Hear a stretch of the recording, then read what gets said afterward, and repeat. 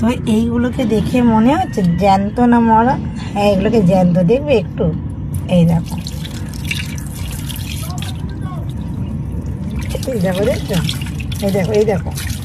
আমি ওকে বলেছিলাম যে, আমার বরকে বলেছিলাম যে কেটে নিয়ে আসতে, ও কেটে নিয়ে আসেনি। আমি প্যাকেট খুলে দেখি এখন এই হাল। মেয়ের জন্য মাছ এনেছে ঠিকই, কিন্তু আমি তো ধরতেই পারছি না, আমি কাটবো কি করে? এ তো আমি ভয় পাই গো। ওকে না কেটে নিয়ে এসছে, আমি এবার রান্নাই করবো কি করে, আর কাটবোই বা কি করে? এই চারটেকে এখন বলো তো তোমরা। দেখো, কাটা যদি মারে, বাবারে চারটে বড় বড়, আমি না ধরতে পারছি, আমি কাটবো কি করে এইগুলোকে বলো তো? মেয়ের জন্য জ্যান্ত শিঙি মাছ এনেছে, ঝোল করবো বলে আমি ভেবেছি কেটে নিয়ে এসছে, রান্না করবো এখন। আর এদিকে দেখো ট্যাংরা এনেছে, এটাকে কেটে নিয়ে এসছে, কিন্তু এইটাকে এখনো কেটে আনিনি। এবার আমি রান্না করবো কি করে?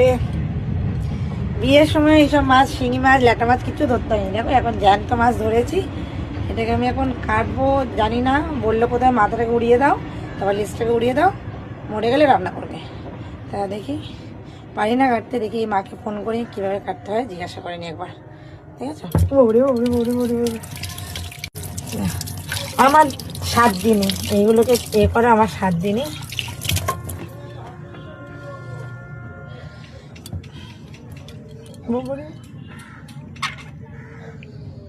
পুরো জ্যান্ত মাছ, কি সুন্দর লাগছে, জলের মধ্যে কিলবিল কিলবিল করতে, ভালো লাগছে। কিন্তু আমি তো রান্না করতে পারবো, কিন্তু এগুলোকে কাটতে পারবো না।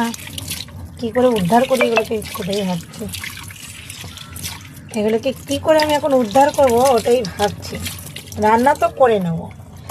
এই সমস্ত কিছু এখন কেটে রাখলাম এখানে মেয়ের জন্য, পেঁপে, গাজর, আলু সমস্ত কিছু করে কেটে রাখলাম, যে ওটা দিয়ে আদা জিরে বাটা দিয়ে রান্না করবো বলে। আদা জিরে বাটা ফোড়ন দিয়ে রান্না করবো, কিন্তু মাছই তো কাটতে পারি না।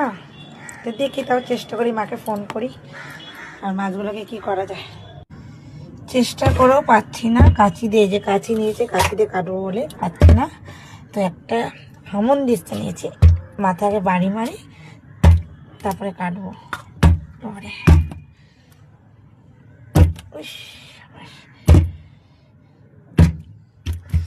জ্যান্ত মাছ না, ভয়ও লাগছে যদি কাটা মেরে দেয়। আগে কি করবো, মাছকে মারতে ইচ্ছে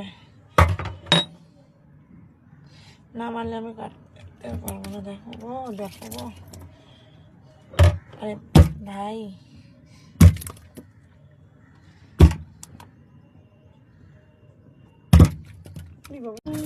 অবশেষে কাটতে